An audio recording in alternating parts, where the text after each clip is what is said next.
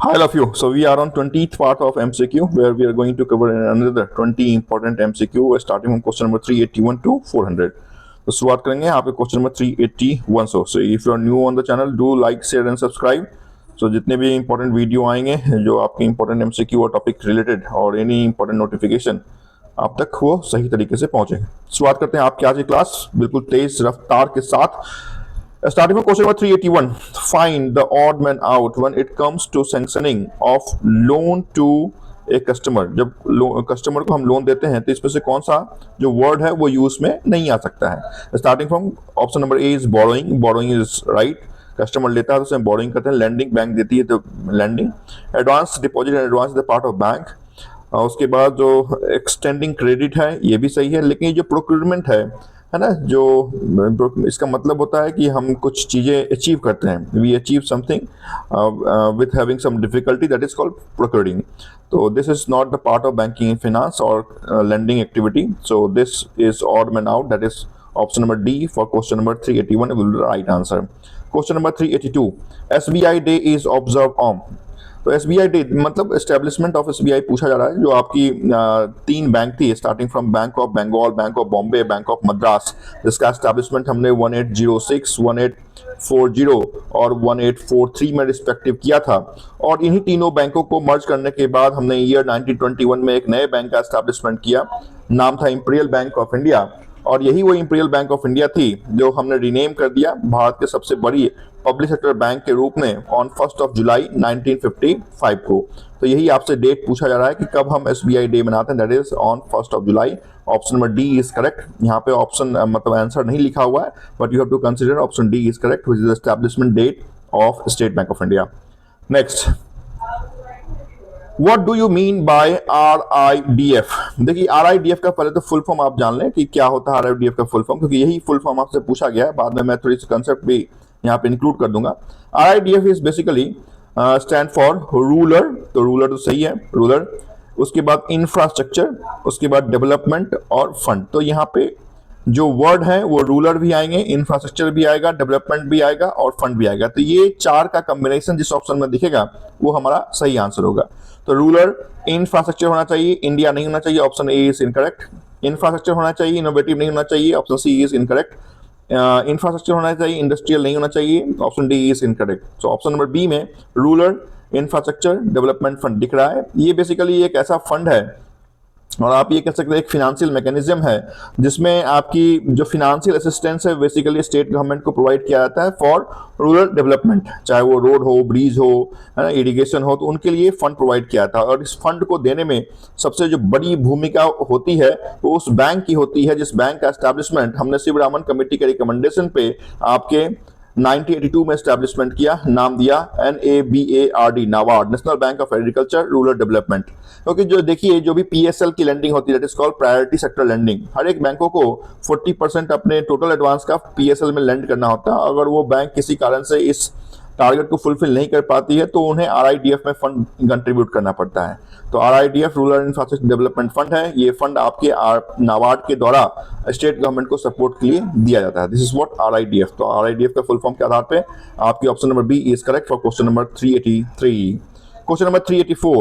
When it comes to electronic banking, which among the following are not coming under the purview of electronic banking? Electronic banking में कौन सा concept जो है वो नहीं होगा, है ना।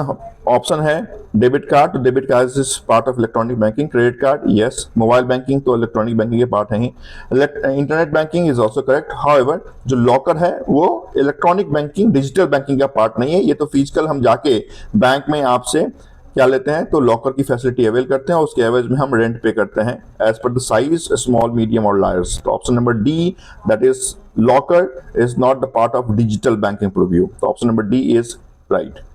Question number 385. Which of the following is the purpose of introducing KYC norms? देखिए KYC एक ऐसा नॉर्म्स है जिसको RBI ने इंट्रोड्यूस किया। कब इंट्रोड्यूस किया? तो 2002 में इंट्रोड्यूस किया। यहाँ पे एक चीज और बता दूं कि जो KYC डे है वो बहुत इंपॉर्टेंट है। KYC डे हमेशा आपकी RBI के आधार पे 1 अगस्त में ऑब्जर्व किया था। This what called KYC day. KYC का full form is Know Your Customer, and this norms is basically enacted under Section 35A of Banking Regulation Act 1949. इस केवाईसी में ये प्रावधान किया गया कि कस्टमर की आइडेंटिटी को के लिए या फ्रॉड प्रिवेंशन के लिए या फिर मनी लॉन्ड्रिंग के लिए या फिर टेररिस्ट फाइनेंसिंग को रोकने के लिए हम केवाईसी को इनेक्ट कर रहे हैं। और इस केवाईसी के इनेक्शन के लिए जो डॉक्यूमेंट हमने लाए हैं उस डॉक्यूमेंट का नाम हमने हाल ही के दिनों में ओवीडी दिया है, that is called official valid document, जिसके आधार पर कस्टमर और कस्टमर की एक्टिविटी को हम आइडेंटिफाई कर सकते हैं कि वेदर कस्टमर इज जेन्युइन और नॉट। इस ओवीडी में 6 ऐसे डॉक्यूमेंट आते हैं, स्टार्टिंग फ्रॉम आपकी आधार कार्ड है, उसके बाद आपकी ड्राइविंग लाइसेंस है, इलेक्शन आईडी है, पासपोर्ट है, तो 1 2 3 4, उसके बाद मनरेगा कार्ड है और letter issued by National Population Register जिसमें आपके नाम अंकित हो, तो वो भी आपकी एक वैलिड ओवीडी है, नेशनल पॉपुलेशन रजिस्टर में अंकित अगर है तो ये 6 ओवीडी हैं जिसके आधार पे केवाईसी के नॉर्म्स को फुलफिल किए जाते हैं। और इस केवाईसी के अंदर 3 आपके सेगमेंट हैं, एक को हम कहते हैं लो रिस्क, दूसरे को हम कहते हैं मीडियम रिस्क, तीसरे को हम कहते हैं हाई रिस्क। और ये लो रिस्क में का जो प्रावधान है वो 10 ईयर्स में एक बार केवाईसी सबमिशन होता है, medium risk for 8 years and high risk जो एनआरआई या फिर ट्रस्ट एचयूएफ के अकाउंट हैं वो आपके हाई रिस्क के अंदर आते हैं। तो each after 2 years they require to submit fresh KYC to concerned bank. So this is what the KYC norm is. अभी हम ऑप्शन पे आते हैं, क्या कहता है ऑप्शन देखते हैं। पहला ऑप्शन कहता है identifying people who do not पे इनकम टैक्स। इनकम टैक्स से KYC का कोई भी लेना देना बैंकों में नहीं है। Second, to bring more and more people under the banking net. तो ये जो to add more and more people ये गवर्नमेंट स्कीम के थ्रू ऐड होता है, यहाँ पे KYC का कोई भी प्रावधान नहीं है। To ensure that the money deposited in bank has come from genuine source. Yes, यही मनी लॉन्ड्रिंग है, ये मनी लॉन्ड्रिंग नहीं होना चाहिए, जो भी पैसा बैंक में आ रहा है जेन्युइन सोर्स से आना चाहिए। तो this is what the purpose of KYC, जो हमने बताया था कि मनी लॉन्ड्रिंग या फिर फ्रॉड प्रिवेंशन या फिर आइडेंटिटी थेफ्ट या फिर टेररिस्ट फाइनेंसिंग। तो यहाँ पे जो 4 हमने बताया उसमें से आपको एक मनी लॉन्ड्रिंग जेन्युइन फाइनेंसिंग देख रहा है, तो यहाँ पे C is correct for the purpose of introducing KYC in 2002 for question number 385. Question number 386. The returned non-resident Indian are permitted to open which of the following account? देखिए, वैसे customer जो NRI होते हैं उनके लिए इंडिया में 3 ही account open किए जाते हैं। पहले अकाउंट का नाम है NRE, that is non resident external. Second is NRO, non-resident ordinary, और third is FCNR, that is called foreign currency non-resident bank account। तो हम उसे बोलते भी FCNR भी। तो ये 3 वो अकाउंट हैं जो हम NRI कस्टमर के लिए ओपन करते हैं, तीनों के अलग अलग फीचर हैं। लेकिन वैसे कस्टमर जो आपके विदेशों से आपके इंडिया में रेसिडेंट इंडियन हैं लेकिन अभी आपके इंडिया में आ रहे हैं और वो उस ईयर में कोई भी टैक्स पे नहीं करना चाहते हैं, तो उस कंडीशन में जो अकाउंट है उस अकाउंट का नाम है रेसिडेंट फॉरेन करेंसी अकाउंट। तो ये क्या है, तो ये एक बेसिकली एक टाइप ऑफ अकाउंट है, बेसिकली उन्हीं के लिए सिर्फ ओपन होता है जो वैसे resident Indian who return to India and would like to bring back foreign currency from overseas bank. तो वहां पे हम RFC अकाउंट ओपन कर सकते हैं। टैक्सेबल नहीं है, टैक्स नहीं लगेगा, बट ड्यूरिंग द पीरियड जो उस फिनेंशियल ईयर हो गई, अगर जून 2024 में वो आ रहे हैं तो अप टू मार्च 2025 तक उसको टैक्स नहीं देना पड़ेगा। ठीक है, तो उस फिनेंशियल जिस फिनेंशियल में कस्टमर रिटर्न हो रहा है वहां पे RFC अकाउंट में कोई भी टैक्स जो भी इंटरेस्ट अर्न होगा उस पर गवर्नमेंट ऑफ इंडिया को टैक्स पेबल नहीं होगा। तो this RFC is only for the resident Indian who returned from other country. Correct? So this option is C, which is correct. Question number 387. Financial instrument provided short term and they include जो भी money market का instrument है, जो money market वो market होती है short term में deal करती है, जिसकी regulatory reserve bank of India है। तो उसमें कौन कौन से टर्म आते हैं, तो commercial paper yes is the part of money market, hundi yes, certificate of deposit yes, promissory note yes, ये सब के सब क्या है, तो मनी मार्केट के पार्ट है and this money market deals in short term. तो option E is correct, which is all of these. Question number 388. The no frill accounts facility provided by the banks is aimed at which of the following? जो भी no frill account है, tiny account है, PMJDY account है, ये सब एक ही segment के आपके अलग अलग आपके क्या है तो टाइप्स ऑफ अकाउंट हैं। तो नो फ्रिल हो या टाइनी ओडी अकाउंट हो या फिर पीएमजेडीवाई के अंदर खोले जाने वाले बीएसबीडीए अकाउंट हो, है ना, ये सारे के सारे उनके लिए उस सेगमेंट को टारगेट करता है जो सेगमेंट आपका बीपीएल पुअर पीपल है। क्लियर? तो उनको बैंकों से जोड़ने के लिए जो फिनेंशियल इंक्लूजन की स्कीम 2005 में अपनाई गई थी, और इसी 2005 के स्कीम के अंदर हमने एक बड़ी योजना को लॉन्च किया था, नाम दिया था स्वाभिमान स्कीम। और यही स्वाभिमान स्कीम 2014 में जब नरेंद्र मोदी जी की सरकार आई तो वहां पे पीएमजेडीवाई वर्ल्ड की सबसे बड़ी फिनेंशियल इंक्लूजन की स्कीम के रूप में खड़ी हो गई, जिसको हमने नाम दिया प्रधानमंत्री जनधन योजना, मेरा खाता भाग विधाता is the tagline of PMJDY. तो पुअर पीपल को टारगेट करती है आपकी no frill, BSBDA, tiny OD account. Question number 389, a depositor can deposit his fund dash in any number of times he likes and can also withdraw the same any number of times he wishes। मतलब वो कौन सा account है जिस account में आप कभी भी पैसे डाल सकते हैं और कभी भी पैसे निकाल सकते हैं। तो ये जो अकाउंट होगा वो वही अकाउंट होगा जिसे हम डिमांड डिपॉजिट अकाउंट बोलते हैं। डिमांड डिपॉजिट का मतलब whenever you demand from the bank, आपको पैसे मिलना है। और इस डिमांड डिपॉजिट का एक जो एग्जाम्पल है उसी एग्जाम्पल का नाम है CASA, current account and saving account. ये दो ऐसे अकाउंट हैं जिसमें जब भी आप चाहें तो पैसे डाल सकते हैं, जब भी आप चाहें तो पैसे निकाल सकते हैं। तो कासा इज राइट ऑप्शन। तो saving is correct, current is also correct. Option number D में आप जाएंगे तो ए एंड बी बोथ है, तो दिस डिमांड डिपॉजिट का एग्जाम्पल सही होगा डी। तो ऑप्शन नंबर डी को आप सही लगाएंगे।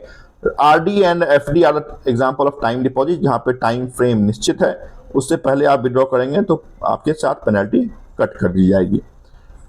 Question number 390, when it comes to unorganised sector which among the following is not true। Okay, unorganise sector में जो आते हैं उसमें से कौन सा नहीं है?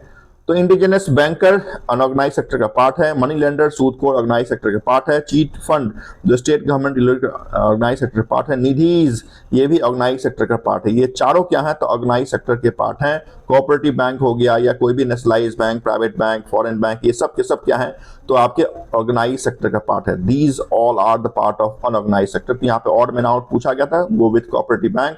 Option number E is correct. Question number 391, bank borrow in this money market for the following purpose. Bank जो है वो मनी मार्केट में जो लेन देन करता है किस पर्पस के लिए करता है? पहला ऑप्शन है to fill the gaps in temporary mismatch. Yes, अगर सीआरआर एसएलआर अपडेट करने हैं और कोई टेम्पररी मिसमैच आया है तो उसके लिए बैंक बोरो करता है मनी मार्केट के अंदर। To meet cash reserve ratio, yes, CRR और एसएलआर की मैंने बात बोली तो ये भी क्या है सही है। To meet sudden demand of fund, yes, अगर अचानक से कोई डिमांड बढ़ गए हैं उस बैंक के ऊपर तो उसको भी फुलफिल करने के लिए मनी मार्केट के अंदर, चाहे वो कॉल मनी हो, नोटिस मनी हो या टर्म मनी हो। Call money is for 24 hour, notice money is for 2 to 14 days and term money is for more than 14 days के पर्पस के लिए बैंक क्या करती है तो आपके लेन देन करती है। तो this is option is all of these. Option number D is correct.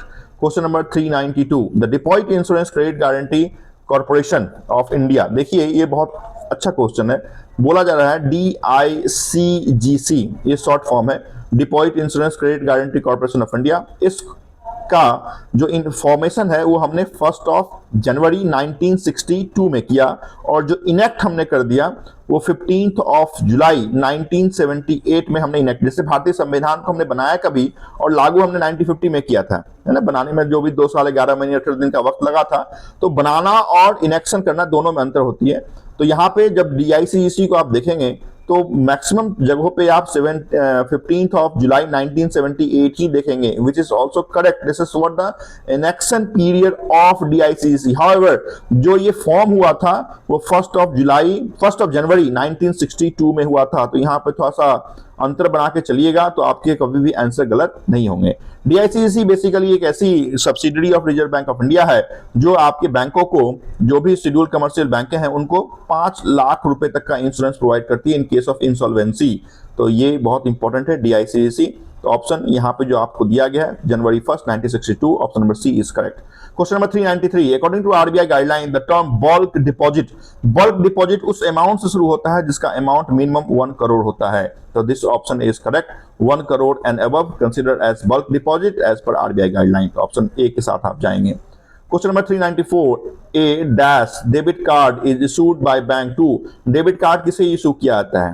पहला ऑप्शन है all customer to of bank, अगर बैंक के कस्टमर हैं तो ऐसा नहीं है।